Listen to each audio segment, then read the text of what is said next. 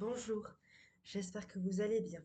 Aujourd'hui, je vais vous lire un extrait d'Édipe d'André Gide.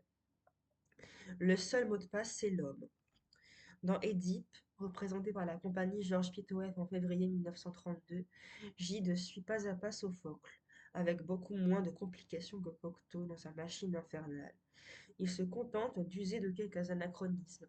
Ainsi, Antigone, vouée au rachat des fautes, veut entrer dans les ordres. C'est que l'essentiel est pour lui de transposer, sous le masque antique, sa propre pensée. Voici comment, devant ses fils, l'édipe gidien interprète philosophiquement sa fameuse réponse au Sphinx.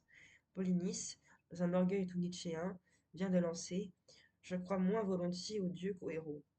Édipe est plus simplement humain dans sa réponse. Édipe. Pour se grandir, il faut porter loin de soi ses regards. Et puis ne regardez pas trop en arrière, persuadé que l'humanité est sans doute beaucoup plus loin de son but que nous ne pouvons encore entrevoir, que de son point de départ que nous ne distinguons déjà plus. Et Théocle. Le but, quel peut être le but? Édipe. Il est devant nous, quel qu'il soit. J'imagine beaucoup plus tard la terre couverte d'une humanité désasservie, qui considérera notre civilisation d'aujourd'hui du même œil que nous considérons l'état des hommes au début de leur lent progrès. Si j'ai vaincu le Sphinx, ce n'est pas pour que vous me reposiez. Ce dragon dont tu parlais, Éthéocle, est pareil à celui qui m'attendait aux portes de Thèbes, où je me devais d'entrer en vainqueur. Tirésias nous emboîte avec sa mysticisme et sa morale. On m'avait appris tout cela chez Polybe. Tirésias n'a jamais rien inventé.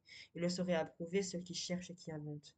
Si inspiré par Dieu qu'ils se disent avec ses révélations, ces oiseaux, ce n'est pas lui qui sut répondre à l'énigme. J'ai compris, moi seul l'ai compris, que le seul mot de passe pour ne pas être- pour n'être pas dévoré par le sphinx, c'est l'homme. Sans doute fallait-il un peu de courage pour le dire, ce mot, mais je le tenais prêt dès avant d'avoir entendu l'énigme, et ma force est que je n'admettais pas d'autre réponse, à quelle que pût être la question. Car, comprenez bien, mes petits, que chacun de nous, adolescent, rencontre, au début de sa course, un monstre qui dresse devant lui telle énigme qui nous puisse empêcher d'avancer. Et bien qu'à chacun de nous, nous les enfants, ce sphinx particulier pose une question différente. Persuadez-vous qu'à chacune de ces questions, la réponse reste pareille. Oui, qu'il n'y a qu'une et même seule et même réponse à de si diverses questions, et que cette réponse unique pour chacun de nous, c'est soi. Tirésias est entré. Tirésias. Édipe, est-ce là le dernier mot de ta sagesse? Est-ce là que ta science aboutit? Édipe. C'est là de quelle part? Au contraire, c'en est le premier mot. Tirésias. Les mots suivants? Édipe.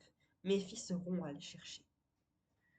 Voilà, je vous lirai dans 4 jours un extrait de Thésée, toujours d'André Gide. Et après, nous parlerons de Gide en tant que critique littéraire. Merci d'avoir regardé cette vidéo. Au revoir.